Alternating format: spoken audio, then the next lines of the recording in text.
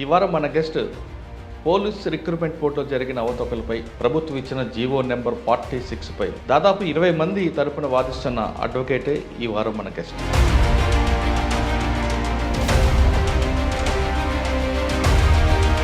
సాధారణంగా సాఫ్ట్వేర్ అనగానే లక్షల జీతాలు హ్యాపీగా ఎంజాయ్ చేయొచ్చు. మీరు డబ్బులు వదిలిపెట్టి కోర్టు చుట్టూ తిరగడం, దాంట్లో మీరు తీసుకున్న క్రిమినల్ కేసు కూడా కాదు. అంటే కష్టపడడం ఇష్టపడ్డారా, లేదు సామాన్యుడి న్యాయం చేద్దామని వచ్చారా? నేను ఎన్ని ఏండ్లున్నా, నేను ఎన్ని లక్షలు సంపాదించిన అమెరికాలో ఉండి నేను ఒక్కరికి కూడా ఉద్యోగం పెట్టించలేదు. నా ఇంట్లో ఉద్యోగం పెట్టించుకోగలనేమో తప్ప. నేను వచ్చిన తర్వాత వందలాది మందికి ఉద్యోగాలు వచ్చుంటాయి. 46 జీవో ఏంటండి అసలు? దాని గురించి బ్రీఫ్గా, ఎందుకు అభ్యర్థులు నష్టం జరుగుతుంది, గవర్నమెంట్ ఎందుకు అంత దారుణంగా వెళ్ళింది? నోటిఫికేషన్లో పెట్టుకున్నారే తప్ప ఆ 46 జీవో గురించి అందులో ఏముంటుంది అనేది ఎవరికీ తెలియదు. ఎందుకంటే అది పబ్లిక్ డొమైన్లో ఉంటుంది కదా. ఇలాంటి ఎక్కడైతే కాంట్రవర్సీ అవుతుందేమో, ఎందుకంటే అన్యాయం జరుగుతుంది కాబట్టి అన్యాయం జరిగిన వాళ్ళు గొంతెత్తుతారేమోనని చెప్పేసి తెలంగాణ ఆంధ్ర విడిపోయిన తర్వాత ఆంధ్ర వాళ్ళు ఎంతమంది వెళ్ళిపోయి ఉన్నారు, అసలు ఇక్కడ ఎంతమంది నిజంగా ఉన్నారు అనే దాన్ని లెక్క తీసుకోకుండా ములుగులో ఏమున్నది, నువ్వు 2% ఇచ్చారండి ములుగులో, నారాయణపేటలో 2% ఇచ్చినారు. ఏమవుతుంది 2%తో? 50 పోస్టులు నువ్వు ఏం చేస్తావు? అక్కడ ట్రైబల్స్ ఎంతమంది ఉంటారు? నువ్వు ఏ లెక్కన నువ్వు తీస్తావు? 46 జీవో ఎంత మాత్రం కుదరని పని అండి. అంటే అక్కడ అసలు ఇంప్లిమెంట్ చేయకూడని దగ్గర ఇంప్లిమెంట్ చేసినటువంటి పని. అంటే 2 గ్రూపులు అవుతాయి ఇప్పుడు. కొంతమంది కోర్టుకు వెళ్ళారు, మరి కొంతమంది గెలిచిన ఓడు పాస్ అయిన వాడు అరే వీడు వెళ్ళాడు అని వాళ్ళ మధ్యన విభేదాలు. మీరు అన్నట్టు తన్నుకు చావండి కాదు, మీరు చంపుకోండి అని అంత పెద్ద మాట కూడా వాడవచ్చు. ఎట్లా అంటున్నానంటే, జీవో నెంబర్ 46 కాకుండా మీ సర్వీస్లో చాలా మంచి కేసులు ఉన్నాయి. మీకు బాగా హర్తుకున్న కేసు చెప్పండి. ఈ పోలీస్ రిక్రూట్మెంట్ నోటిఫికేషన్ వేసినప్పుడు డైరెక్ట్గా SC ST BC అందరికీ కలిపి ఒకటే కట్ ఆఫ్ మార్క్ పెట్టున్నారు ప్రిలిమినరీలో 30% అని చెప్పి. సో దాని మీద అందువల్లనే ఇంతమంది ఎక్కువగా మన క్వాలిఫై కాగలిగింది. లేకపోతుంటే పోస్టులకు కావాల్సిన మంది కూడా ఉండేవాళ్ళు కాదు. నాకు చాలా అంటే గుండెకు చాలా దగ్గరగా అనిపించింది ఏంటంటే, పోలీస్ రిక్రూట్మెంట్లో ఈ ప్రెగ్నెంట్ అయిన వాళ్ళు కానీ రీసెంట్గా డెలివరీ అయిన వాళ్ళు బట్టి నేను చేయలేదు. ఇంకా ప్రాక్టీస్ చేయాలి. ఈ ప్రాక్టీస్ చేయడం అనేది అది అంత ఈజీ కాదు. సోషల్ బైకాట్ అనేది ఇంకా ఈ సమాజం ఉందంటారా? నిజామాబాద్, నిర్మల్ ఆ ప్రాంతాలలో ఎక్కువగా ఉన్నది. వాళ్ళు ఏంటంటే అసలు మీరు సర్పంచ్, మీరు వార్డు మెంబర్లు ఏమన్నా కానివ్వండి, మీకు అసలు అధికారాలు ఏమీ లేవు. సో వాళ్ళు మాత్రమే డామినేట్ చేస్తూ ఉంటారు. గవర్నమెంట్ భూమిలో అందరూ ఇండ్లు కట్టుకున్నారు, బీసీలు కట్టుకున్నారు, ఇతను SC ఇతను కట్టుకున్నారు. వాళ్ళ కంటెన్షన్ ఏంటంటే, మా తల వైపు నువ్వు ఇల్లు కట్టుకుంటావా? అందరు ఊరోళ్ళందరూ వచ్చేసి ఎవరైతే ఉన్నారో వాళ్ళందరూ వచ్చేసి కూలగొట్టి పడేసారు. 324 లేదా 307 ఏదో చిన్న కేసు అయింది, అది కంటిన్యూ అవుతుంటుంది. మీరు అన్నింటిలో క్లాష్ చేస్తే నో ఇష్యూ, కానీ లోకల్లో కాంప్రమైజ్ అయ్యారనుకోండి. అప్పుడు కాంప్రమైజ్ అంటేనే ఇద్దరు తప్పు చేసి కాంప్రమైజ్ అయినంత కింద. అవును. ట్రక్ అండ్ డ్రైవ్లో దొరుకుతా పాస్పోర్ట్ వస్తుందా? అయితే దాంట్లో ఏంటంటే ఎప్పుడు కూడా మీరు పాస్పోర్ట్ తీసుకోవడానికి దానికి జనరల్గా క్రిమినల్ చెకప్ చేస్తూ ఉంటారు. దాంట్లో కనుక రికార్డులో ఉంటే మాత్రం పాత పిల్లలే కొత్తగా తప్పులు చేసేది లేదు, లేదా ఏ తప్పు చేయనోడు పోలీస్ అయినాక తప్పు చేయకుండా లేదు. కాకపోతే ఏంటంటే ఒక ఫిల్టర్.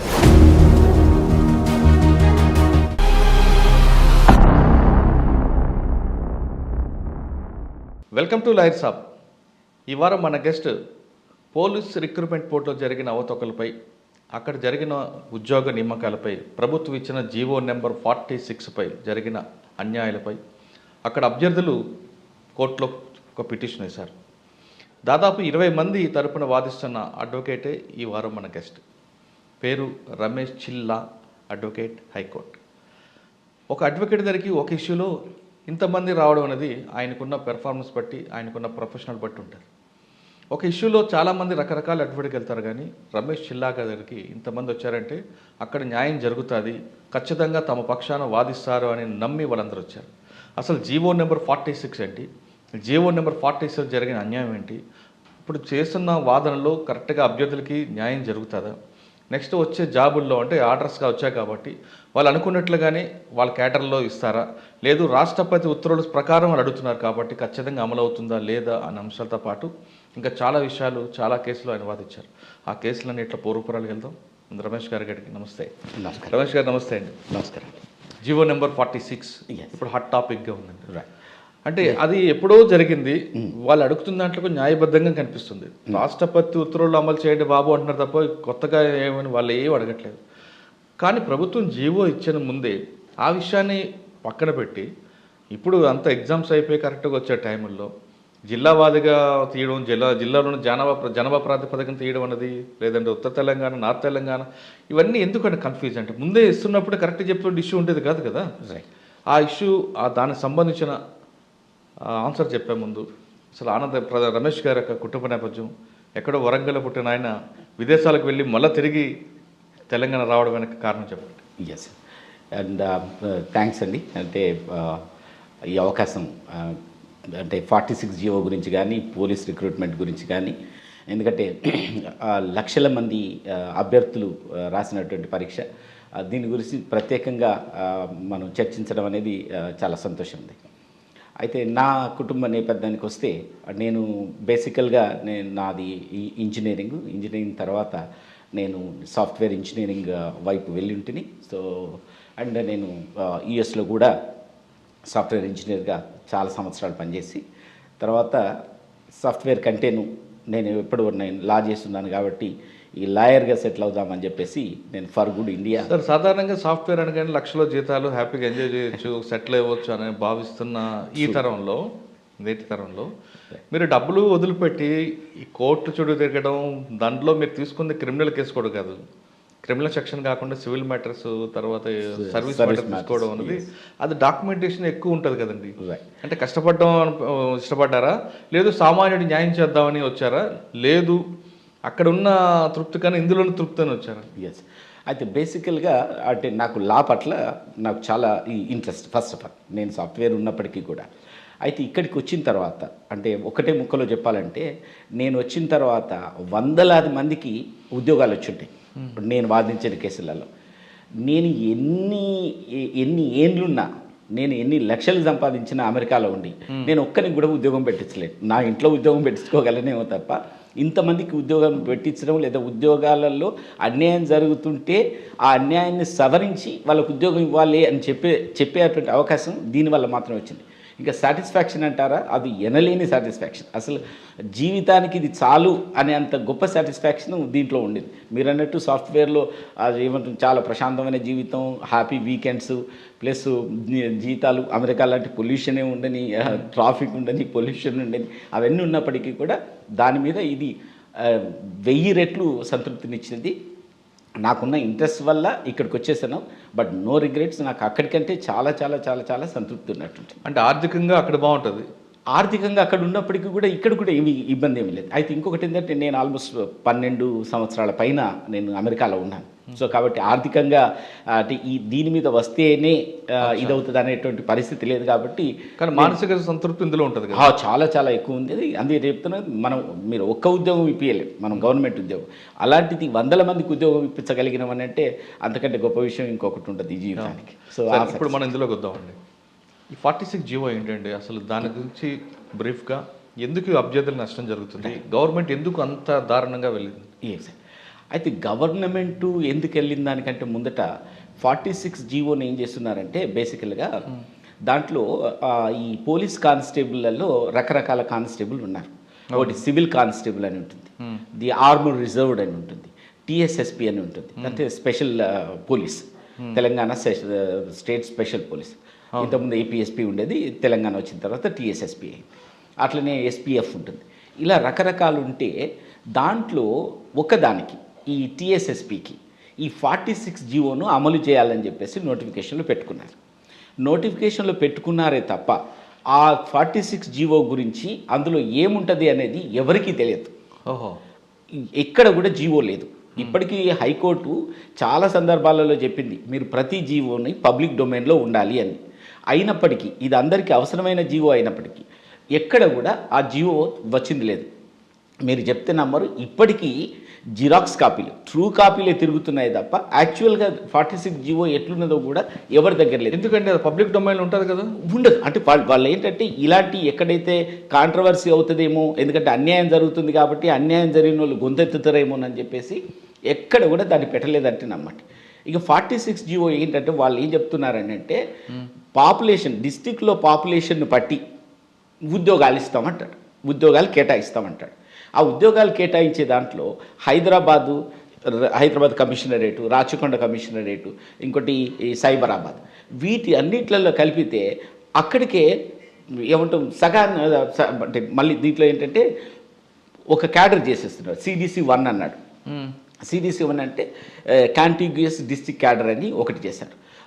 రెండోది చేస్తున్నారు. రెండో దాంట్లోనేమో ఈ హైదరాబాద్ రెండు ఈ పక్కలు వచ్చేస్తాయి. తర్వాత ఒకటో దాంట్లో వరంగల్ అండి అవి వచ్చేస్తాయి. దీంట్లలో ఎక్కడ జనాభా ఎక్కువ ఉంటే అక్కడ ఎక్కువ శాతం ఇచ్చేస్తున్నారు. ఇప్పుడు హైదరాబాద్ ఉందనుకోండి, హైదరాబాద్ జనాభాను లెక్కలోకి తీసుకుంటే ఏ లెక్కన మీరు జనాభాను లెక్కలోకి తీసుకుంటారు? ఏ లెక్కన తీసుకుంటారు? మీరు కరోనా అప్పుడు చూస్తున్నారు ఎంతమంది ఏమంటాం మైగ్రేటెడ్ పీపుల్ వెనక్కి వెళ్ళిపోయి ఉన్నారు. బీహార్ కానీ ఉత్తరప్రదేశ్ కానీ, లేదా తెలంగాణ ఆంధ్ర విడిపోయిన తర్వాత ఆంధ్ర వాళ్ళు ఎంతమంది వెళ్ళిపోయి ఉన్నారు, అసలు ఇక్కడ ఎంతమంది నిజంగా ఉన్నారు అనే దాన్ని లెక్క తీసుకోకుండా పాపులేషన్ లెక్క తీసుకొని ఇక్కడ చేస్తే ఎంత తక్కువ మార్కులు హైదరాబాద్లో వచ్చిందంటే అంత తక్కువ మార్కులు వచ్చింది. అదే డిస్టిక్లలో ఉన్నటువంటి పిల్లలకు వాడు 126, 130 మధ్యలో ఉన్నా కానీ రాలేదు. ఇది ఎందుకు రాలేదు అని అంటే ఆ 46 జియోలో వాళ్ళు చెప్తున్నది ఏంటంటే మొదలు మేము CDC 1 అని చేస్తాం, తర్వాత దాన్ని మళ్ళీ పాపులేషన్ వైజ్ మేము కేటాయిస్తామని. ఇది ఎప్పటిదాకా తెలియలేదు అని అంటే రిజల్ట్ వచ్చే వరకు, రిజల్ట్స్ ప్రకటించే వరకు తెలియలేదు. ఈ పరిస్థితి ఏమవుతుందంటే ప్రతి ఓడు ఆ డిస్టిక్లో ఉన్నవాడు ఏమవుతాడంటే డిస్టిక్లో ఉన్నవాడికి రాదు. ఇక్కడిక్కడ హైదరాబాద్లో అంటే ఎక్కువ పాపులేషన్ ఎక్కడైతే చూపెడుతున్నారో అక్కడ ఎక్కువ పోస్టులు వస్తాయి కాబట్టి అప్పుడు తక్కువ కట్ ఆఫ్ అయిపోతుంది. ఎక్కడ తక్కువ ఉంటుంది. ఇప్పుడు ములుగు ఉందనుకోండి, ములుగులో ఏమున్నది, నువ్వు 2% ఇచ్చారండి ములుగులో, నారాయణపేటలో 2% ఇచ్చినారు, ఏమవుతుంది 2%తో? మళ్ళీ 2 జిల్లాలో కూడా ఒకే రకంగా ఉండదు కదా జనాభా కూడా ఉంటుంది. ఇంకా చూడండి, అందుకే నేను ములుగు ఎందుకు తీసుకుంటాను, ములుగులో నువ్వు ఏ లెక్క ప్రకారంగా 2% తీస్తావు? 2% ఏంటంటే 2500 పోస్టులు ఉన్నాయి. 2500 × 2 అంటే 50 పోస్టులు వస్తాయి. 50 పోస్టులు నువ్వు ఏం చేస్తావు? అక్కడ ట్రైబల్స్ ఎంతమంది ఉంటారు? నువ్వు ఏ లెక్కన నువ్వు తీస్తావు? అసలు ఎంత అన్సైంటిఫిక్ అంటే అది అంత అశాస్త్రీయమైనటువంటి పద్ధతి. అయితే దీన్ని వీళ్ళు ఏమంటారంటే ప్రెసిడెన్షియల్ ఆర్డర్లో ఉంది అని అంటారు. ప్రెసిడెన్షియల్ ఆర్డర్లో ఏముంది? ఇంప్లిమెంట్ చేయమని లేదండి, అంటే TSSPకి ఇంప్లిమెంట్ చేయమని లేదు. ఏమని ఉందంటే ఎస్ మీరు ఇలా డిస్ట్రిక్ట్ను ఒక క్యాడర్ చేయవచ్చు, జోన్ క్యాడర్ చేయొచ్చు, మల్టీ జోన్ చేసుకోవచ్చు, స్టేట్ వైడ్ చేయవచ్చు, ఇలా చేసుకోవచ్చు అని ఉంది. దాంట్లో ఏంటంటే ఈ CDC కూడా ఉంటుంది, కంటిన్యూస్ అంటే కొన్ని డిస్ట్రిక్ట్లను కలిపి కూడా మీరు క్యాడర్ చేసుకోవచ్చు అని ఉంటుంది. అంత మాత్రం చేత దాంట్లో ఉన్నది అని చెప్పడానికి లేదు. అంత మాత్రం చేత మిమ్మల్ని పెట్టమని లేదు, పెట్టుకోవడానికి అవకాశం ఇచ్చింది. ఇంకొకటండి, అసలు TSSPకి అసలు 46 జియో ఎంత మాత్రం కుదరని పని అండి. ఎందుకంటున్నానంటే బేసికల్గా ఆ TSSP అనేది బెటాలియన్స్, మీరు ఎప్పుడైనా బెటాలియన్ అని మాట వింటారు కదా, బెటాలియన్స్ని స్పెషల్ పోలీసులో బెటాలియన్స్ ఉంటాయి. ఆ బెటాలియన్స్ కూడా డిస్ట్రిక్ట్ వైజ్ ఉండవు. మీరు AR తీసుకుంటే డిస్ట్రిక్ట్ వైజ్ అండి, సివిల్ డిస్ట్రిక్ట్ వైజ్. కానీ TSSP అలా కాదు, బెటాలియన్ ఒక్కొక్క దగ్గర ఏర్పాటు చేస్తుంటారు. మొత్తం ఇప్పుడున్న 33 జిల్లాలలో కూడా 12 బెటాలియన్లే ఉంటాయి. 12 బెటాలియన్లో కూడా ఇది ఏదో CDC 1లో కొన్ని సగం వస్తాయి, దీంట్లో సగం వస్తాయి అన్నట్టు కూడా కాదు. అంటే అక్కడ అసలు ఇంప్లిమెంట్ చేయకూడని దగ్గర ఇంప్లిమెంట్ చేసినటువంటి పని. ఇంకోటి ఆ సివిల్లో ARలో డిస్ట్రిక్ట్ వైజ్ చేసిన తర్వాత ప్రతి విద్యార్థి, ప్రతి క్యాండిడేట్ అభ్యర్థి వాడికి ఎక్కడ అరే ఆ 2 రాకపోయినా నాకు తప్పకుండా TSSP వస్తుందని ఉండేదన్నమాట. మొత్తం నిరుద్యోగుల ఆశల మీద కంప్లీట్గా నీళ్లు చల్లించడం ఇది అనాలోచితమైనది, అశాస్త్రీయమైంది, ఏ విద్యార్థికి కూడా ఏ అభ్యర్థికి కూడా ఉపయోగపడింది. అచ్చా, ఇచ్చాము తన్నుకు చామంటారా అన్నట్లు తాంబోలు అసలు అంటే మీరు మంచి మాట చెప్తున్నారు కాబట్టి నాకు గుర్తొస్తుంది ఏంటంటే ఈ రిక్రూట్మెంట్ మీరు నేను ఎంత స్ట్రెస్ చేయదలిసినట్టే ఈ రిక్రూట్మెంట్లు ఏవైనా అది గ్రూప్ టీఎస్పీఎస్సీ వేసినాయి కానీ పోలీస్ రిక్రూట్మెంట్ వేసినాయి కానీ ఇవి ఏవి రిక్రూట్మెంట్ చేయడం కోసం వేసినాయి కాదండి. ఇది ఓన్లీ ఓట్ల కోసము ఎలక్షన్ల కోసం వేసినాయి. అందుకని ఇప్పటి వరకు ఒక్క రిక్రూట్మెంట్ కూడా ముందుకు పోయింది లేదు. అన్ని తప్పుల తడకల నోటిఫికేషన్లు. దాంతో ఇప్పటి వరకు కూడా ఒక్కరిని కూడా నియామకం జరగలేదు. ఇన్ని వేల పోస్టులు అని చెప్పి వీళ్ళు ఎన్ని మాట్లాడుకున్నప్పుడు ఇది ఓట్ల కోసం వేసిన నోటిఫికేషన్లు తప్ప పిల్లలకు ఉద్యోగాలు ఇస్తామని ఇచ్చిన నోటిఫికేషన్లు కానే కావు. అంటే మన పెద్దల సామెత కరెక్ట్ సరిపోతుంది అయితే. ఎగ్జాక్ట్ ఫిట్ అవుతుంది. తాంబోలు ఇచ్చాం తనుకు చావండి దట్స్ అంతకు మినహాయించి. అంటే 2 గ్రూపులు అవుతాయి ఇప్పుడు. కొంతమంది కోర్టుకు వెళ్ళారు, మరి కొంతమంది గెలిచిన పాస్ అయిన వాడు అరే వీడు వెళ్ళాడు అని వాళ్ళ మధ్యన విభేదాలు. ఎగ్జాక్ట్ మంచి ఇంకొకటి ఈ కోర్టులో కేసు ఉందండి.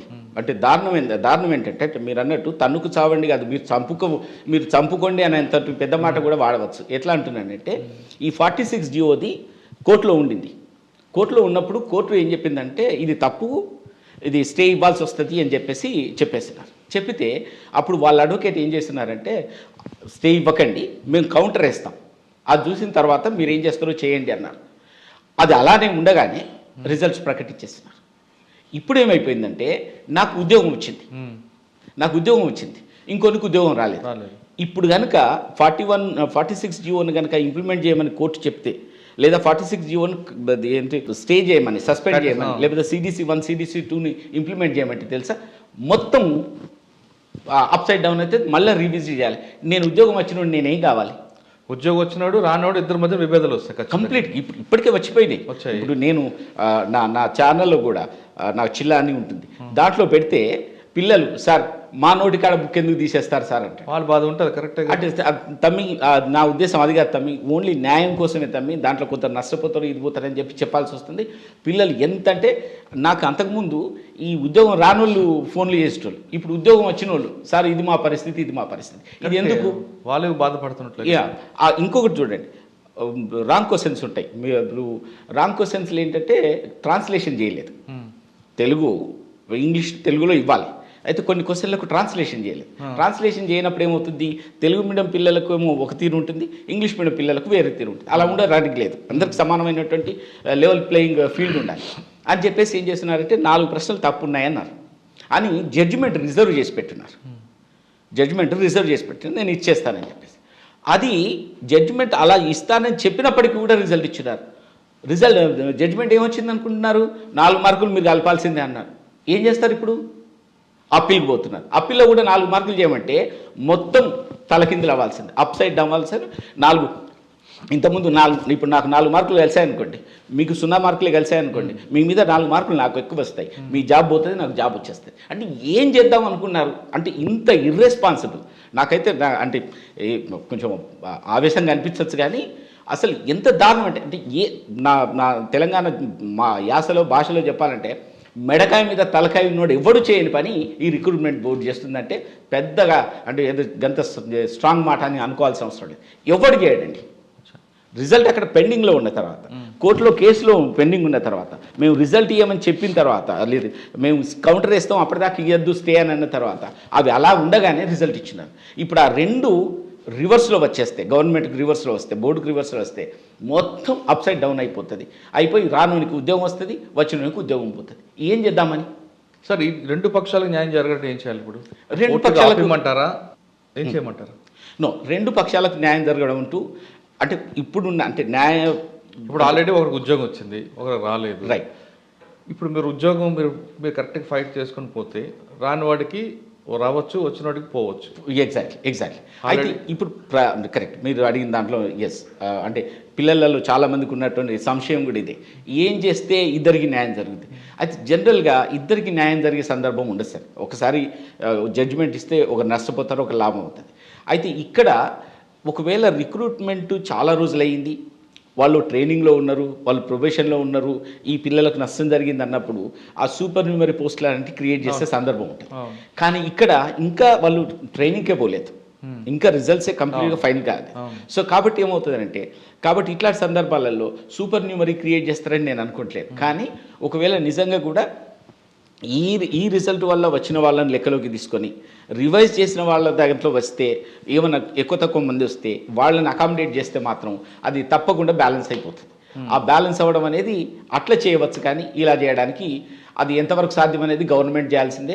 మరి డిసెంబర్ 9 నాడు కొత్త గవర్నమెంట్ ఏమైనా వస్తే అది దాని ఆలోచనలు ఎలా ఉంటాయో అప్పటిదాకా వేచి చూడాల్సిందే. లేదా ఇదే గవర్నమెంట్ మళ్ళీ తిరిగి వచ్చినా కానీ కొంచెమన్నా మరి మార్పులు చేర్పులు ఏమన్నా చేస్తే అప్పుడు ఆలోచించవచ్చు. కానీ ఈ CDC-1 అంటే 46 జీవోను ఇలానే ఉంచడం మాత్రం ఇది ఏమంటాం, పిల్లలకు నిరుద్యోగం పిల్లలకు మాత్రం అది శరాఘాతం సార్. 46 జీవో మీద మీరు పోరాటం చేస్తున్నారు. ఇప్పుడు మీ దగ్గరికి వచ్చిన వాళ్ళకి న్యాయం జరుగుతుందా? రెండు పక్షాల న్యాయం జరుగుతుంది డిప్లొమాటిక్గా, రైట్? అంటే ఇప్పుడున్న కేసు వేసిన దాని ప్రకారం ఏంటంటే తప్పకుండా కేసు వేసిన పిల్లలకే కాదు, మొత్తానికి 46 జీవోని అది అలా ఉండడానికి లేదు, CDC-1 CDC-2 ఇంప్లిమెంట్ చేయాలని మాత్రమే తీర్పు వస్తుంది అనేది నా నమ్మకం. ఎందుకంటే ఆ కేసులో అది ఉందన్నమాట. ఏంటంటే ఒకసారి ఒక క్యాడర్ అని చెప్పిన తర్వాత నన్ను CDC-1 అన్నారు అనుకోండి, 1 అన్న తర్వాత నన్ను మళ్ళీ నువ్వు ఏ క్యాడర్ అంటే నేను వరంగల్ అనడానికి లేదు. ఎందుకంటే నేను అయితే CDC-1 అన్న అవ్వాలి, నేను వరంగల్ అన్న అవ్వాలి, అంతే తప్ప రెండింటిని పెట్టడానికి లేదు అనేది మనం చెప్తాం ఆర్గ్యుమెంట్. దాని మీద స్ట్రాంగ్ ఆర్గ్యుమెంట్ కూడా. అలానే డిసైడ్ అయితే మాత్రం CDC-1లో ఉన్న వాళ్ళందరినీ ఒక క్యాడర్గా, అందులో మళ్ళీ డిస్ట్రిక్ట్లు పాపులేషన్తో సంబంధం లేదు, ఆ విధంగా చూడడం వల్ల రివైజ్ అవుతుంది. కాకపోతే వచ్చిన ఉద్యోగాలు వచ్చిన పిల్లలు వాళ్ళు ఏమవ్వాలి, ఉద్యోగాలు రాకుండా పోతే ఎట్లా ఉంటుంది అనే పరిస్థితిని గవర్నమెంట్ ఆలోచించాల్సిందే తప్ప, లేదా కోర్టులు ఆలోచించినప్పుడు కోర్టులకు కూడా గవర్నమెంట్ నుంచి వాళ్ళు విన్నవించినప్పుడు, లేదు ఇలా ఇంతమంది పోతున్నారు అంతమంది పోతున్నారు అని చెప్పినప్పుడు ఏమైనా పాజిటివ్గా నిర్ణయం తీసుకుంటే ఇద్దరికి బ్యాలెన్స్ చేయవచ్చు. కానీ బట్ బ్యాలెన్స్ మాత్రం అది చాలా పెద్ద పని. ఇక అది గవర్నమెంట్ కొత్తగా వచ్చే ఒకవేళ గవర్నమెంట్ ఇవన్నీ ఎందుకు ఇష్యూ హెడేక్ వచ్చింది, కంప్లీట్గా ఆ ఇష్యూని క్లోజ్ చేసిన రద్దు అనుకోండి. ఇష్యూని క్లోజ్ చేయడం అంటే రద్దు చేసింది నోటిఫికేషన్ లేదు, నోటిఫికేషన్ రద్దు కావడం అనేది అది కాదు సార్. ఎందుకంటే నోటిఫికేషన్ ఎప్పుడు రద్దు అవుతుందంటే, నోటిఫికేషన్ రద్దయిన సంఘటనలు ఉన్నాయి, నోటిఫికేషన్ వచ్చినాక ఉద్యోగాలు చేస్తున్నాక రద్దయినాయి. మీరు వ్యాపం లాంటి కేసులు చూస్తే దాంట్లో ఏంటంటే ఇర్రెగ్యులారిటీస్ జరగడం. ఇందులో ఏ ఇర్రెగ్యులారిటీ లేదు, ఇందులో లీగల్గా ఉన్నటువంటి పాయింట్లే తప్ప పేపర్ అవుట్ అవ్వడాలు, మాస్ కాపింగ్ జరగడాలు, అమ్ముకోవడం ఇది ఏది లేదు. ఇది ఉన్నప్పుడు మాత్రమే క్యాన్సిల్ అయితే తప్ప వేరే వాటిలలో క్యాన్సిల్ అవ్వడానికి లేదు. కానీ రిజల్ట్ అయితే నెక్స్ట్ ఇయర్ వరకు వెయిట్ చేయాల్సిందే. ఈ ఎలక్షన్ వరకు మాత్రం వెయిట్ చేయాల్సిందే. ఎలక్షన్ తర్వాత ఈ వచ్చే అంటే ఉన్న గవర్నమెంట్ మళ్ళీ తిరిగి వచ్చినప్పుడైనా కొంచెం మార్పులు వస్తాయి కదా, ఆ మార్పులు రావడం, లేదా పూర్తిగా కొత్త గవర్నమెంట్ వచ్చినప్పుడు కొత్త దృష్టి ఉంటుంది కాబట్టి ఏం చేస్తారనేది మాత్రం అది మన చేతిలో, మన ఆలోచనకు సరిపోదు కాబట్టి వాళ్ళకి వదిలిపెడితే సరిపోతుంది సార్. జీవో నెంబర్ 46 కాకుండా మీ సర్వీస్లో చాలా మంచి కేసులు ఉన్నాయండి, మీకు బాగా హర్తుకున్న కేసు చెప్పండి మా. అంటే ఇదే పోలీస్ రిక్రూట్మెంట్ గురించి చెప్పాలంటే నేను ఇప్పుడు చెప్తున్నట్టుగా దాంట్లో ఏం జరిగిందంటే మొట్టమొదటిసారి ఈ పోలీస్ రిక్రూట్మెంట్ నోటిఫికేషన్ వేసినప్పుడు డైరెక్ట్గా SC ST BC అందరికీ కలిపి ఒకటే కట్ ఆఫ్ మార్క్ పెట్టున్నారు ప్రిలిమినరీలో 30% అని చెప్పి. సో దాని మీద పిల్లలకు అంటే ఎప్పుడు కూడా ఏమవుతుందని అంటే మనం ఎగ్జామ్ రాసేటప్పుడు 30 కదా, 30% కదా, 200 మార్క్స్ అనమాట, అంటే 60 మార్క్సే కదా అవి రావా అన్నారు. కానీ నెగిటివ్ మార్కింగ్ పెట్టినారు. అయితే పిల్లలు ఎవరు రియలైజ్ కాలేదు. కాకపోతే అంటే ఎందుకంటే నాకు అంటే నేనేదో ఈ ప్రొఫెషన్ కోసమే ప్రొఫెషన్కి రాలేదు కాబట్టి, అంటే దీంట్లో ఏమైనా మనం చేయగలమా అనేటువంటి నేను ఎప్పుడు అదే దృష్టితో చూస్తాను కాబట్టి దాన్ని చూసేసి అదే మీరు ఎగ్జామ్ కాకముందుకు, ప్రిలిమినరీ ఎగ్జామ్ కాకముందుకే మీరు ఈ కేసు వేయాల్సి వస్తుంది, ఏకపోతే మీరు ఆగమైపోతారని చెప్పేసి నేను పిల్లల్ని 4 పిల్లల్ని ఎంతమంది పాత క్లయింట్ ఉంటే 4ని పిలిచి నేను కేసు వేయడం జరిగింది. ఆ కేసు వేస్తే నేను కేసు వేసినా అది ఒక ఇగ్నైట్ లాగా అయిపోయింది. తర్వాత పిల్లలు నిజంగా ప్రజా ఏమంటాము ఈ యుద్ధమే చేస్తున్నారు పెద్దగా. సో లాస్ట్కి కేసీఆర్ గారు ఐ బిలీవ్ అక్టోబర్ అనుకుంటాను, లాస్ట్ అక్టోబర్లో ఫ్లోర్గా అసెంబ్లీ సాక్ష్యంగా ఏమిటి మేము తగ్గిస్తాం తప్పకుండా అని చెప్పేసి ఓసీకి 30 అట్నే ఉంచేసి బీసీకి 25, SC STలకు 20 చొప్పున చేసేస్తున్నారు. అందువల్లనే ఇంతమంది ఎక్కువగా మన క్వాలిఫై కాగలిగింది. లేకపోతుంటే పోస్టులకు కావాల్సిన మంది కూడా ఉండేవాళ్ళు కాదు. అది నాకు చాలా అత్యంత ఈ సంతృప్తిని ఇచ్చినట్టు. అక్కడి నుంచి మొదలు పెడితే ప్రెగ్నెంట్ ఉమెన్ నాకు చాలా అంటే గుండెకు చాలా దగ్గరగా అనిపించింది. ఏంటంటే ఆ ప్రెగ్నెంట్ ఉమెన్ ఏంటంటే ప్రెగ్నెంట్ ఉమెన్ ఇక్కడ ఏంటంటే మిగతా రిక్రూట్మెంట్ లాగా పోలీస్ రిక్రూట్మెంట్లో ప్రిలిమినరీ ఎగ్జామ్ ఉంటుంది, అది క్వాలిఫై అయితే మీకు ఈవెంట్స్ పెడతారు. ఈవెంట్స్లో ఏంటి రన్నింగ్ ఉంటుంది, ఈసారి దాంట్లో 2 ఉన్నాయి, ఒకటి రన్నింగ్ ఉన్నది, ఇంకోటి లాంగ్ జంప్ ఉంటుంది, లాంగ్ జంప్ షార్ట్ పుట్ 3 ఉన్నాయి. సో దీంట్లో ఈ ప్రెగ్నెంట్ అయిన వాళ్ళు కానీ రీసెంట్గా డెలివరీ అయిన వాళ్ళు బట్టి నేను చేయలేరు, ఎందుకంటే ప్రాక్టీస్ చేయాలి. ఈ ప్రాక్టీస్ చేయడం అనేది అది అంత ఈజీ కాదు. సో అందుకోసమని నేను 2018 నోటిఫికేషన్లో కూడా ఈ కేసు వేస్తున్నాను. ఏంటంటే ఆ కొత్తగా తల్లులైన వాళ్ళకి కానీ, రీసెంట్లీ డెలివర్డ్ మదర్స్ కానీ, లేదా ప్రెగ్నెంట్ క్యారీ అవుతున్న వాళ్ళు చేసిన వాళ్ళకి ఏంటంటే మీరు ఫైనల్ రిజల్ట్కి అంటే మీరు వాళ్ళను ఇప్పుడు అలౌ చేయండి ఫైనల్ ఎగ్జామ్కి అలౌ చేసిన తర్వాత మీరు రిజల్ట్ ఇచ్చినాక 1 మంత్ తర్వాత అప్పుడు వాళ్ళు ఫిట్గా ఉన్న వాళ్ళకి పెట్టండి అని పెట్టేస్తే ఆ జడ్మెంట్ను ఇచ్చేస్తున్నారు. ఒకవేళ అప్పుడు ఫిట్ లేకపోతే ఇక అప్పుడు ఏం చేయలేం. ఈ మధ్యలో కన్సీవ్ అయినా ఏం చేసేది లేదు, లేకపోతే అప్పటికి కొందరికి ఆరోగ్యాలు బాగుండవు, సిజేరియన్లు అయ్యి అట్లా ఇట్లా, అది కొంచెం ఎక్సెప్షన్. కానీ అంటే వాళ్ళ కోసం రిక్రూట్మెంట్ మొత్తం ఆపలేం కదా అనేది, అంటే మళ్ళీ రెండోసారి కూడా వేసాము, రిక్రూట్మెంట్ ఆపలేము, ఇప్పటికీ ఇవ్వాల్సిన వాళ్ళందరికీ ఇచ్చామన్నారు. అట్లా దాదాపు 800 పైచిలకు దాకా పార్టిసిపేట్ చేసినట్టున్నారు. 800 మంది మహిళలకు మీరు 800 మంది గర్భిణి కానీ రీసెంట్లీ డెలివర్డ్ వాళ్ళకు ఆ తల్లులకు ఇచ్చేస్తున్నాం. సో అది అద్భుతం. సాధారణంగా అడ్వకేట్ అనగానే ఫస్ట్లో కమర్షియల్ గానో ప్రొఫెషనల్ గానో సర్వీస్ మోటార్ కొంతమంది ఉంటారు, కొంతమంది క్రిమినల్ వైపు వెళ్ళిపోతారు. అంటే సివిల్ మ్యాటర్ అంటే టైం పడుతుంది అని. మీరు ఆ 2 వదిలిపెట్టి ఇందులోకి వచ్చారు సర్వీస్ మ్యాటర్లో. ఎగ్జాక్ట్లీ. అయితే 2 ఉన్నాయి. ఇప్పుడు కూడా ఏమవుతుంది అంటే బేసికల్గా మనం ఎక్కడన్నా మనకుండే సీనియర్లు కానీ మనం ఎవరితోనైతే టచ్లో ఉన్నాం వాళ్ళు ఏ ఏరియాలో ఉంటారో ఆ ఏరియాలో చేస్తూ ఉంటాం. అయితే నా దగ్గరికి నేను వచ్చేసరికి నాతో పాటు లా చేసినటువంటి అర్జున్ కుమార్ అంటారు, ఎన్ఎస్ అర్జున్ కుమార్, నాతో పాటు నేను ఉస్మానియాలో చేసినప్పుడు చేసేవారు అనమాట. వాళ్ళు ఇక్కడ ప్రాక్టీస్ చేస్తున్నప్పుడు మీకు తెలిస్తే మనకు TV9లో ఢిల్లీ నుంచి శ్రవణ్ ఉంటారు, శ్రవణ్ కుమార్, వాళ్ళ కూడా జర్నలిస్ట్, రైట్, వాళ్ళ బ్రదర్ కూడా కిషోర్ కూడా జర్నలిస్ట్. అయితే వీళ్ళందరూ నాకు ఇక్కడ ఈ అర్జునును వీళ్ళంతా కలిసి ఆఫీస్లో ఉండేవాళ్ళు. సో వీళ్ళు సర్వీస్ మ్యాటర్ చేసేవాళ్ళు.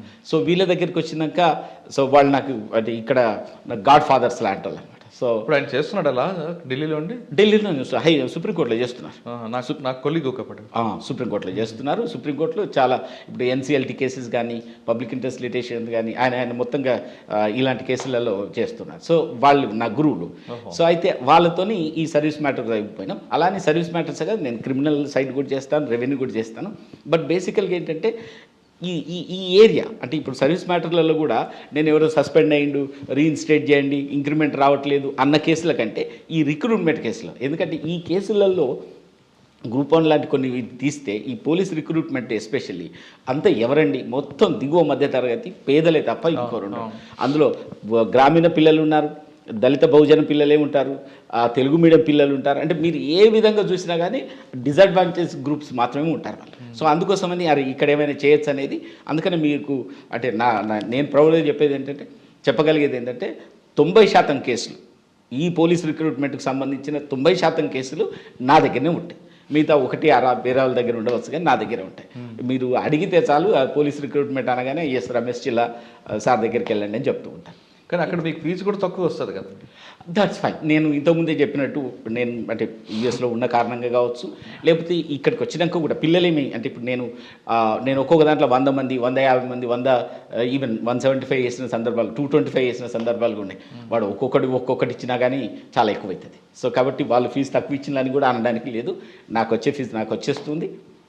దాంట్లో డౌట్ రాకపోయినా కట్టని పిల్లలు కూడా ఉంటారు, అది పెద్ద ప్రాబ్లం ఏం కాదు. నాకు అదే చెప్తూ ఉంటాను నేను. అందుకని నా దగ్గరికి ఎవరైనా ఒకరే వచ్చారనుకో, తమ్మి నీకు చాలా ఎక్కువ అవుతుంది, నీలాంటి వాళ్ళు చాలామంది ఉంటారు, 5గురిని తీసుకురా, ఆ వచ్చిన ఫీజు నేను వేసే ఫీజును మీరు 5గురు షేర్ చేసుకోవచ్చు అని చెప్తూ ఉంటాను. ఎందుకంటే మంచిగా వస్తే తక్కువ అంతే ఈజీ అవుతుంది అందుకోసం. సో అది నాకు కాకుండా మీ దగ్గర ఇంకొక 2-3 కేసులు కనిపిస్తున్నాయి, దళితుల మీద దాడులు. రైట్. నాకు అంటే ఈ మధ్య కాలంలో ఏంటంటే సోషల్ బైకాట్ కేసు అండి. సోషల్ బైకాట్ అనేది ఇంకా ఈ సమాజంలో ఉందంటారా? అంటే వినడానికి నిజంగా కష్టం అనిపిస్తుంది. ఈ సోషల్ బైకాట్ ఏందని. ఎస్, సోషల్ బైకాట్ ఉంది. ఎస్పెషల్లీ నిజామాబాదు, నిర్మల్ ఆ ప్రాంతాలలో ఎక్కువగా ఉన్నది. దాంట్లో ఏంటంటే VDCలు అని విలేజ్ డెవలప్మెంట్ కమిటీస్ అని పెట్టుకున్నారు. అది ఎక్కడ కూడా రాజ్యాంగంలో లేని మాట. ఏది మనకున్న లోకల్ గవర్నమెంట్ దాంట్లో ఎక్కడ కూడా లేదు. వాళ్ళు ఏంటంటే అసలు మీరు సర్పంచ్, మీరు వార్డు మెంబర్లు ఏమన్నా కానివ్వండి, మీకు అసలు అధికారాలు ఏమీ లేవు. సో వాళ్ళు మాత్రమే డామినేట్ చేస్తూ ఉంటారు. అయితే రామన్నపేట విలేజ్, వేల్పూర్ మండల్, నిజామాబాద్లో సో వాళ్ళని సోషల్ బైకాట్ చేస్తున్నారు. దాంట్లో ఏంటంటే అది భూమి గురించి వీళ్లకు పెద్దమ్మ దేవాలయం ఉంటుంది. ఆ దేవాలయానికి సంబంధించినటువంటి భూమిలో 5 ఎకరాలు ఎంతో ఉంటుంది, 5 ఎకరాల ప్లేస్. సో దాంట్లో ఏంటంటే ఇలా మా గుడ్లు ఉన్నాయి అది ఇదని వీళ్ళు ఎవరు రానియకుండా కాంపౌండ్ కట్టుకున్నారు. కాంపౌండ్ కట్టుకుంటే ఊరంతా వాళ్ళని బహిష్కరించింది. సో దాని మీద కోర్టుకు వచ్చింది. కోర్టుకు వచ్చినప్పుడు నేనే వాదించున్నాను. సో వాదించినప్పుడు కూడా మీరన్న మాటనే అన్నాను, 75 years ఇండిపెండెన్స్ తర్వాత ఇంకా కూడా సోషల్ బైకాట్ అన్నట్టే, అది ఇక ఇంతకంటే ఇంకొకటి ఉండదు అని చెప్పేసి జడ్జెస్ కూడా చాలా అంటే డిఫరెంట్ జడ్జెస్ విన్నారు ఇప్పటిదాకా. సో అందరు కూడా చాలా సానుభూతితోనే ఇది చేసేసి ఇట్లా ఉండడానికి లేదు, అక్కడ ప్రాబ్లం ఉందో ఆ ప్రాబ్లమ్ని సెటిల్ చేయండి అని చెప్పి కూడా చెప్పున్నారు. అక్కడ కూడా జరుగుతుందా లేదా కూడా గ్రౌండ్ రిపోర్ట్ తెప్పించుకొని జరుగుతుందని కూడా చెప్పున్నారు. దాన్ని అంటే పాసిఫై చేయడం కోసం జడ్జెస్ కూడా ఆర్డర్స్ ఇచ్చినారు. ఆర్డర్ చేసిన ప్రకారంగా నడుస్తుంది. ఇంకో కేసు అండి, ఈ అంటే మొన్న రీసెంట్గా ఏంటంటే ఈ రామడుగు మండలం కిష్టంపల్లి అని ఉంటుంది, కరీంనగర్ జిల్లా. దాంట్లో ఏంటంటే ఓ భూమి, గవర్నమెంట్ భూమిలో అందరూ ఇండ్లు కట్టుకున్నారు, బీసీలు కట్టుకున్నారు. ఇతను ఎస్సీ, ఇతను కట్టుకున్నారు. వాళ్ళ కంటెన్షన్ ఏంటంటే మా తల వైపు నువ్వు ఇల్లు కట్టుకుంటావా, అదేంటిది అంటే నువ్వు మళ్ళీ వాళ్ళది బీసీలే, అంటే జనరల్గా ఓసీలు చేస్తుంటారని అనుకుంటూ ఉంటాం. ఈ బీసీలే అతన్ని ఏమంటారంటే నువ్వు ఎస్సీ వై ఉండి మాకు పైన నువ్వు ఇల్లు కట్టుకుంటావా అని చెప్పేసి ఆయన పైన అంటే ఎదురుగా కట్టుకోకూడదా, లేదా నా ఇంటికని పైన హైట్ అటు పైన అంటే ఇప్పుడు ఏమంటావు ఈ దక్షిణం వైపు ఉత్తరం వైపు ఉంటాయి కదా. సో మొత్తంగా ఏంటంటే వీళ్ళు ఇక్కడ ఉంటే ఈయన పైన కట్టుకున్నాడు. సో నువ్వు మాకు పైన ఉంటావా, కింద ఉండాలి కానీ నువ్వు పైన ఉండడానికి వీల్లేదనేది వాళ్ళ కంటెన్షన్.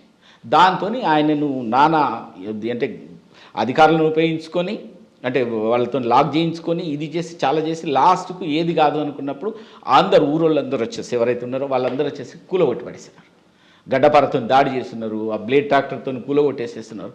సో దాన్ని మొన్న కేసు వేసినప్పుడు జడ్జి గారు ఎస్ ఇది కాదు, ఇన్వెస్టిగేషన్ ఇంకా జరగాల్సింది, ఇన్వెస్టిగేషన్ అంటూ లేదు, డైరెక్షన్ కలెక్టర్కి ఇచ్చేసి ఏం జరిగిందో రిపోర్ట్ తీసుకోండి, ఏమేం చేయాలో రీహాబిలిటేషన్కి సంబంధించి లేకపోతే ఇంకా ఆర్థికమైనటువంటి అవసరాలకు ఏమేం చేయాలో కంప్లీట్గా రిపోర్ట్ ఇవ్వండి అని చెప్పి డైరెక్షన్ ఇచ్చినారు. సో అది అంటే నిజానికి ఏంటంటే జనరల్గా ఎస్సీ ఎస్టీ అట్రాసిటీస్ యాక్ట్ పెడితే ఇమీడియట్గా చర్య తీసుకోవాలి. ఏం జరుగుతుంది అని అంటే గ్రామాలలో కూడా ఏదో తప్పుడు కేసులు పెట్టేటోళ్ళు కూడా ఉన్నారు, ఒకటి అరా. సో తప్పుడు కేసులు పెడుతున్నారని చెప్పి మంచి కేసులను కూడా తప్పులు కేసు అనుకోవడానికి లేదు. అయితే అలాంటి భావం అక్కడ ఉన్నది. అది పోలీసు వాళ్ళు ఏం చేస్తున్నారంటే ఇన్ఫ్లుయెన్స్ చేస్తున్నారు. ఎందుకంటే దాన్ని డిఎస్పీ లెవెల్లో మాత్రమే ఎంక్వైరీ చేయాలి. ఆ డిఎస్పీ లెవెల్లో ఎంక్వైరీ చేసే ముందు అక్కడ ఉండే ఎమ్మెల్యేనో ఇంకోరో మంత్రి ఉంటారు కదా, అది ఏం కాదు చూడండి లేట్ చేయండి అంటే అట్లా లేట్ అయిపోతుంది. అంటే ఆ పర్సెప్షన్లో తేడా ఉన్నది. సో అందుకని చెప్పేసి నువ్వు అట్లా ఉండడానికి లేదని చెప్పేసి ఆ రూల్ 12 అని ఉంటుంది, ఆ రూల్ 12 ప్రకారంగా ఇదంతా చేయాల్సిందని చెప్పేసి జడ్జి గారికి చెప్తే జడ్జి గారు కన్విన్స్ అయ్యి దాన్ని ఆర్డర్ కూడా పాస్ చేస్తున్నారు. ఓకే. సో ఇట్లా నేను అంటే సర్వీస్ మ్యాటర్సే కాదు, ఈ సోషల్ కాంటెక్స్లో ఉన్న మ్యాటర్స్ని కూడా నేను చేస్తూ ఉంటాను. ఓకే. ఇవి కాకుండా 498లో చూడరా మీరు? అంటే ఈ కోర్టుకు వచ్చేసరికి ఏం జరుగుతుందంటే సార్, హైకోర్టులో ఇట్స్ ఓన్లీ అప్పీలేటే. ఇప్పుడు రిట్ పిటిషన్కి మాత్రమే ఒరిజినల్ జ్యూరిస్డిక్షన్, మిగతా 498 అవన్నీ కూడా అక్కడ అప్పీల్కి వచ్చేస్తాయి. అప్పీల్కి వచ్చినప్పుడు మాత్రమే ఇది అవుతుంది తప్ప ఇంకోటి కాదు. అయితే నాకు వచ్చేది ఏంటంటే మళ్ళీ పోలీస్ రిక్రూట్మెంట్లోనే పోలీసు వాళ్ళు ఏం ఎక్స్పెక్ట్ చేస్తున్నారంటే మచ్చలేని క్యాండిడేట్స్ కావాలని. మచ్చలేని క్యాండిడేట్స్ అంటే ఏ కేసు లేని క్యాండిడేట్ కావాలి. కేసు ఉన్నాడంటే పుట్టుమచ్చ లేదండి, అంటే మనం మచ్చలేని వ్యక్తులు అంటే వ్యక్తిత్వాలు అంటాం. ఎందుకంటున్నానంటే మీకు ఏ కేసు ఉన్నా వీళ్ళు ఇక్కడ ఏం చేస్తారంటే మీకు మెడికల్ చేస్తారు, యాంటీసిడెంట్స్ చెక్ చేస్తారు. ఆ చెక్ చేసినప్పుడు ఏంటంటే మీకు కనుక కేసు ఉన్నట్లేదంటే మీ సెలెక్షన్ క్యాన్సిల్ చేస్తారు. అంటే ఏ కేసు అయినా చాలా కేసులలో. అందుకని వాళ్ళు పెట్టి కేసులు ఉంటాయి. పెట్టి కేసులు ఉన్నప్పుడు కూడా వాళ్ళు ఎక్స్ప్లెనేషన్ అడుగుతాడు, వీడు ఎక్స్ప్లెనేషన్ ఇవ్వడం ఇవ్వకపోవడం, దాని రాజకీయంగా ఫోర్స్ఫుల్ కేసులు కొన్ని ఉంటాయి, కొన్ని ఏదో. అయితే అవన్నీ వాళ్ళు చెప్పలేరు కాబట్టి వాళ్ళు షోకాజ్ ఇచ్చినప్పుడు రిప్లై ఇస్తే కొన్నిటిని కన్సిడర్ చేస్తున్నారు, కొన్నిటిని కన్సిడర్ చేస్తారు. అలాంటి వాటిని నేను క్వాష్ వేసేసి వాడు ఎప్పుడో చిన్నప్పుడు జరిగిందంటున్నాడు, లేదా పార్టీ గొడవలలో జరిగిందంటున్నాడు, లేకపోతే వాళ్ళ వదినను ఎవరో పెట్టున్నారు, అసలు వీటికి సంబంధమే లేదు, వీడు ఎప్పుడో వచ్చి ఇక్కడ చదువుకుంటున్నాడు అని చెప్పేసి క్వాష్ చేసిన సందర్భాలు ఉన్నాయి. ఎందుకంటే కాంప్రమైజ్ అయితే మళ్ళీ అక్కడ ఇవ్వడనమాట. ఎందుకు కాంప్రమైజ్ అయినట్లయితేనే మీరు తప్పు చేసుకుంటేనే కాంప్రమైజ్ అయినట్లే, క్వాష్ అయితే మాత్రమే ఇస్తాం. సో అందుకని క్వాష్ చేయించిన సందర్భాలు ఉన్నాయి. అట్లా కూడా పిల్లలకు. సార్ ఒక అబ్బాయికి కేసు అయిందండి, ఏదో 324 లేదా 307 ఏదో చిన్న కేసు అయింది, అది కంటిన్యూ అవుతుంటుంది. మీరు అన్నిట్లో క్లాష్ చేస్తే నో ఇష్యూ, కానీ లోకల్లో కాంప్రమైజ్ అయ్యారనుకోండి, అప్పుడు కాంప్రమైజ్ అయితే ఏంటంటే కాంప్రమైజ్ అంటేనే ఇద్దరు తప్పు చేసి కాంప్రమైజ్ అయినంత కింద దాంట్లో ఒక ఇది ఉంటుంది. పోస్ట్ రాకముందు అయింది అనుకోండి, అప్పుడు అదే పోస్ట్ రాకముందు అయినప్పటికీ పోస్టులో జాయిన్ అయినాక అయితేనే వేరే విషయం. దీంట్లో ఏంటంటే అవతార్ సింగ్ కేసు అని ఉంటుంది అనమాట. ఆ అవతార్ సింగ్ కేసులో ఏంటంటే బిగో ఇలా ఇలా ఇలా అని చెప్పేసి అన్నీ రాస్తూ గైడ్ లైన్స్ ఇచ్చుకుంటూ దాంట్లో ఏమంటారంటే ఒకవేళ ఎవడి మీద నా కేసు ఉన్నట్లయితే ఆ కేసును రిక్రూట్మెంట్ బోర్డు మళ్ళీ ఒకసారి పరిశీలన చేసి వాడు హానరరీ అక్విటల్ అంటారు, అంటే గౌరవప్రదంగా వాడు కేసు నుంచి బయటపడ్డా లేదా. ఈ గౌరవప్రదం అనేది ఇక్కడ డెఫినేషన్ ఉండదు, ముందు ఆ తీర్పులో మాత్రమే ఉంటుంది. అంటే గౌరవప్రదం అంటే ఏంటంటే మీకు ట్రయల్ అంతా జరగాలి, ట్రయల్లో మీరు నిర్దోషి అని బయటపడాలి. అంతే తప్ప కంప్లైంట్ చేసినోడే నేను కంప్లైంట్ చేయలేదు, సో పట్టిన వాళ్ళు ఏదో వైట్ పేపర్ మీద సంతకం పెట్టినా అని చెప్పేసి చెప్పింది అనుకోండి, అప్పుడు ఏమవుతుంది, హాస్టల్ అన్నట్లే, అంటే సాక్షి తిరగబడ్డా. సో అట్లాంటి కేసులలో ఏంటంటే అది ఆనరరీ అక్విటల్ కాదు. అక్విటల్ కాకపోయినప్పుడు కూడా వాళ్ళు పోలీసు జాబ్ను నిరాకరిస్తున్నారు.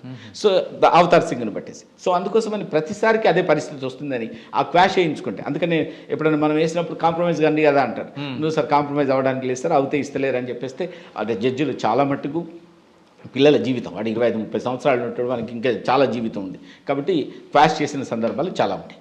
అంటే ఇప్పుడు ఫ్రెష్గా ఉన్నారు కొంతమంది పిల్లలండి, ఎగ్జామ్ రాయట్లేదు, దానికోసం బీటెక్ చదువుతున్నారు, వాళ్ళిద్దరి మధ్యన పక్కన ఫ్రెండ్స్ మధ్య గొడవ జరిగింది, కేసు అయింది. అటువంటి పిల్లలు కాంప్రమైజ్ అయితేనే బెటరా లోక్ అదాలత్లో, లేదు మీరు అన్నట్లుగా ట్రయల్ చేసుకొని అక్విటల్ అయితే బెస్ట్ అంటారు? రైట్. ఇప్పుడు మనం రెండు ఫ్యూచర్లో వాళ్ళు పోలీస్ జాబ్కి వెళ్ళకుండా 2 రకాల రిక్రూట్మెంట్. ఒకటి యూనిఫామ్ రిక్రూట్మెంట్, మనం పోలీస్ వాళ్ళది కానీ ఎక్సైజ్ కానీ దానికి, దాంట్లో మాత్రం తప్పకుండా కాంప్రమైజ్ కాకుండా ఉంటేనే మంచిది. మిగతా ఉన్నాయనుకోండి, మిగతా మీ అడ్మినిస్ట్రేటివ్ సైడ్ ఉన్నాయనుకోండి, నాన్ యూనిఫామ్ కేసెస్, వాటిలలో మీరు కాంప్రమైజ్ అయినా ఏమైనా మీ మీద కేసు లేకపోతే సరిపోతుంది. సో కాబట్టి ఆయా పిల్లలు ఎవరైతే ఉన్నారో వాళ్ళకి దేనికోసం ఏ ఉద్యోగం కోసం ట్రై చేస్తున్నారో దాన్ని బట్టేసేసి బేసికల్గా ట్రయల్ లాగా కొనసాగి, లేకపోతే వాళ్ళ అవతల విత్డ్రా చేసుకుంటే లేదా క్వాష్ చేసుకుంటే ఏ విధంగానైనా వాళ్ళు ఏమంటాం గౌరవప్రదంగా బయటపడితే మంచిది. కానీ లోక్ అదాలత్ కాంప్రమైజ్ అయితే కాంప్రమైజ్ కిందనే లెక్క, అది కన్విక్షన్ కిందనే లెక్క. ఇంకొకటి ఏంటంటే ఎవరైనా అప్పుడప్పుడు మీరు ఈ మధ్య కాలంలో కరోనా టైంలో వాడు మాస్క్ లేకుండా బయటకు వచ్చినా, వాడు టైంలో బయటకు వచ్చినా కానీ వాడికి పెట్టి కేసెస్ కింద ఫైన్ కూడా వేస్తున్నారు, 200 ఫైన్ అట్లా వేసిన వాళ్ళు ఉన్నారు.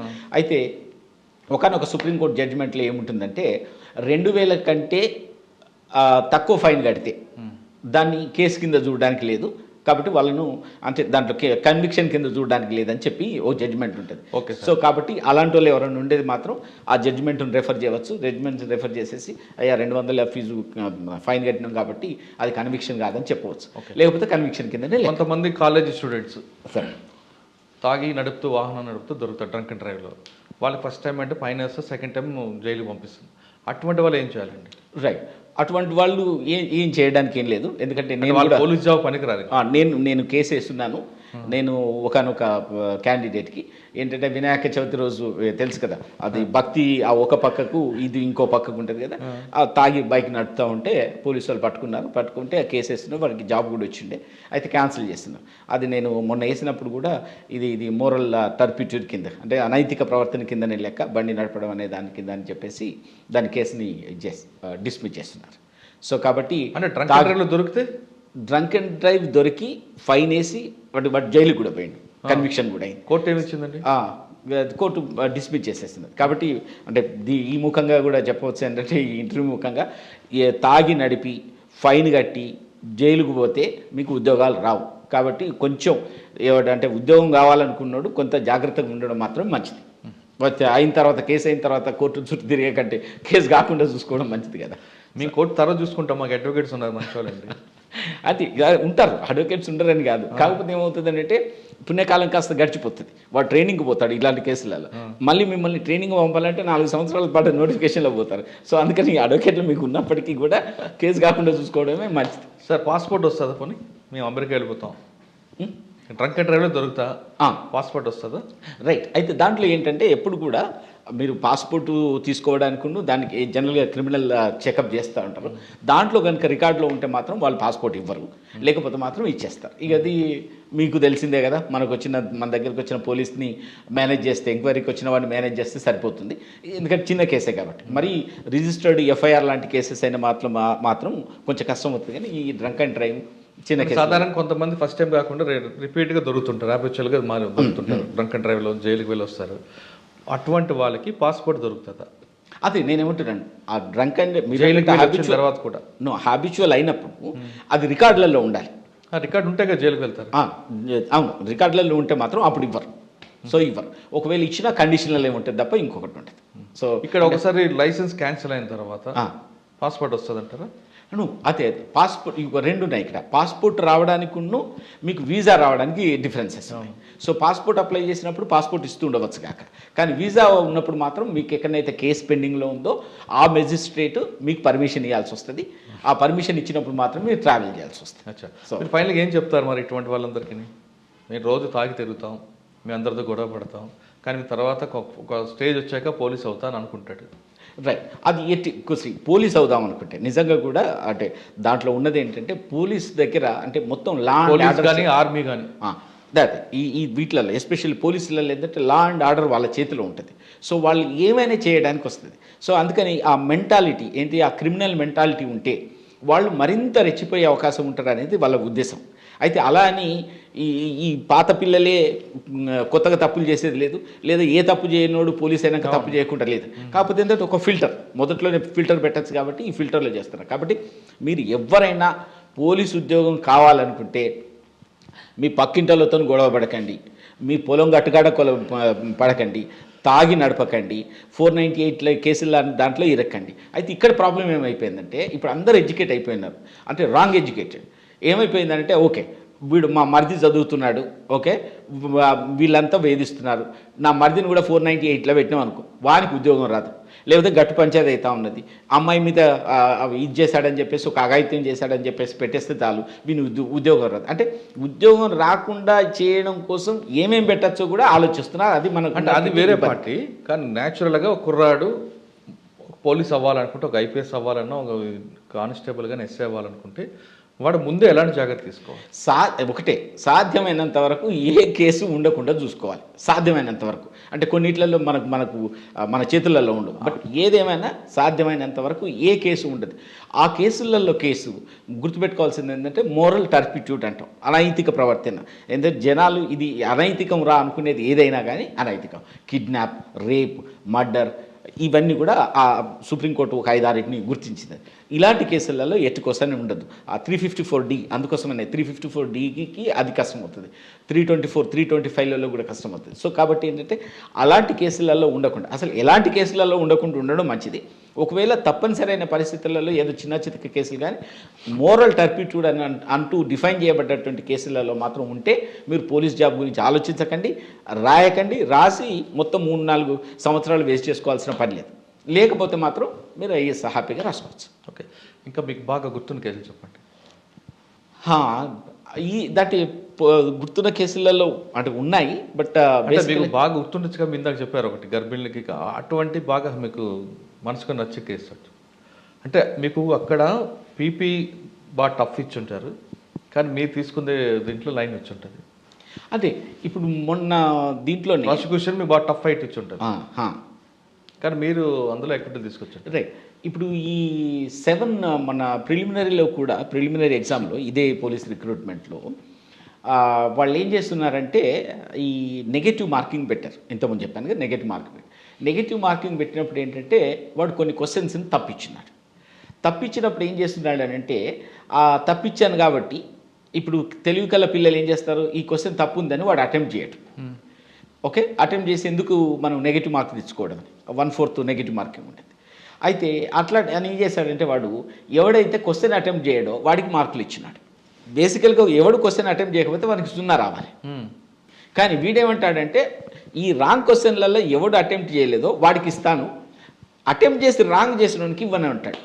సో ఇది తప్పు అని చెప్పేసి నోటిఫికేషన్లో ఏముందో తీసుకొని ఇస్తే అందరికీ ఇవ్వాలి, లేకపోతే లేదు.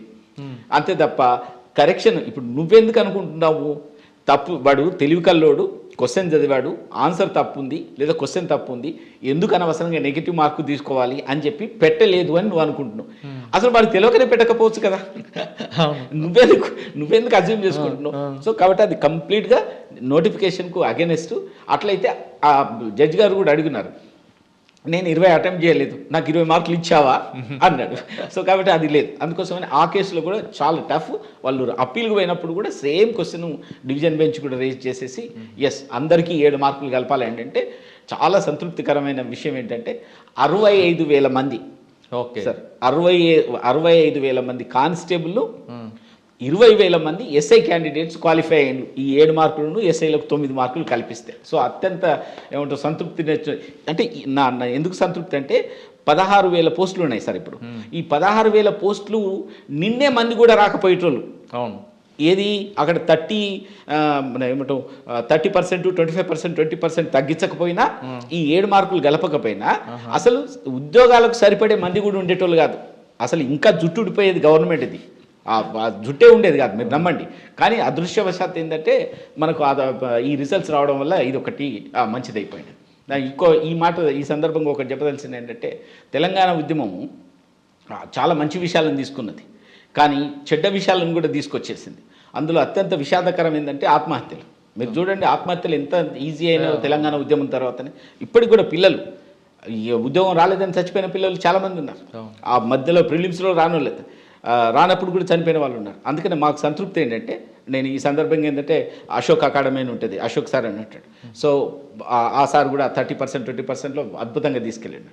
దీనివల్ల ఏమైందంటే ఈ 65,000 మంది క్వాలిఫై అవ్వడం వల్ల మాకు సంబంధించి అంటే మా ఫీలింగ్ ఏంటంటే మేము కొన్ని ఆత్మహత్యలనైనా మేము నివారించగలిగినాం అని చెప్పేసి. సో అది అత్యంత సంతృప్తికరం ఇచ్చినటువంటి ఇంకొక కేసులలో. ఓకే సార్, ఫైనల్గా చెప్పండి సార్, మీ మమ్మల్ని చూసి కానీ లేదంటే ఈ ప్రొఫెషన్లో రావాలనుకుంటారు చాలామంది, ఏదో చేయాలి అలా అని, ఆ విధంగా వచ్చే వాళ్ళకి మీరు ఇచ్చే మెసేజ్ ఏంటి?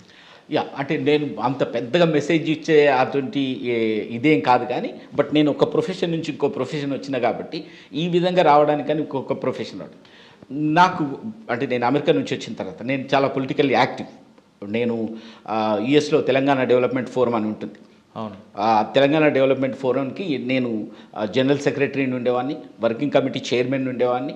అసలు ఇక్కడ ఉన్నటువంటి ఈ రాజకీయ నాయకులలో ఒక కేసీఆర్ గారితో తప్ప నేను మాట్లాడని, అంటే సెక్రటరీగా నేను మాట్లాడని, కాన్ఫరెన్స్ పెట్టని అసలు ఏ రాజకీయ నాయకుడు లేడు. కానీ నేను యుఎస్ నుంచి వచ్చిన తర్వాత నాకు 3 చోట్లు ఉన్నాయి. ఒకటి మా ఇల్లు, 2 ఆఫీసు, 3 కోర్టు. నాకు ఇంతకు మించి ఏమీ లేదు. సో ఒకసారి ఎవరైనా డిసైడ్ చేస్తే మీ 100% ఎఫర్ట్స్ కనుక పెట్టేది ఉంటే పెద్ద టైం తీసుకోదు. కేసులు రావడం కోసం, కేసులు వాదించడం కోసం, మీకు ఈ ప్రొఫెషన్ పట్ల నమ్మకం కుదరడానికి మీరు 100% ఎఫర్ట్ పెట్టేస్తే తప్పకుండా కుదురుతుంది. రెండవది, మీరు జాయిన్ కాగానే డబ్బులు రావాలంటే రావు. ఈ ప్రొఫెషన్ అట్లాంటిది. కాబట్టి మీరు డబ్బుల వెంట పరిగెత్తకండి, కేసుల వెంట పరిగెత్తండి. డబ్బులు వాటింతట అవి వస్తాయి. ఇది పెద్దోళ్ళు చెప్పిన మాట నేను జస్ట్ రిపీట్ చేస్తాను. This is my suggestion. Okay, లా చేయాలనుకున్నవారు ఖచ్చితంగా చేయండి, కానీ ఒక ప్యాషన్గా చేయండి, నిబద్ధత చేయండి. ఖచ్చితంగా మీకు న్యాయం ఎప్పుడూ ఉంటుంది అంటున్నారు రమేష్ చెల్లి గారు. రమేష్ గారు చెప్తున్నట్లుగా కేవలం డబ్బుల కోసమే ఈ ప్రొఫెషన్లోకి వస్తే డబ్బులు ఎప్పుడు రావు. ఖచ్చితంగా మీరు సామాన్య పట్ల న్యాయంగా ఉంటే ఖచ్చితంగా ఆ డబ్బులు ఇప్పుడు కాదు రేపైనా వస్తుంది. అన్నిటికన్నా ముందు మీకు మనశ్శాంతి ఉంటుంది అనే విషయం రమేష్ గారు చెప్తున్నారు. సాఫ్ట్వేర్లో లక్షలు సంపాదిస్తూ ఎంజాయ్ చేద్దాం అనుకున్న ఈ కాలంలో డబ్బులను పక్కన పెట్టి ఆయన లా వైపు వచ్చారంటే ఆయనకి ఎంత సంతృప్తి ఉందన్న విషయాన్ని మనం అర్థం చేసుకోవాలి. ఇది ఈ వారం రమేష్ గారితో ఎక్స్క్లూజివ్ ఇంటర్వ్యూ. వచ్చే వారం మరొక మళ్ళీ కలుద్దాం. అంతవరకు నమస్తే. Thank you sir. Thank you అండి.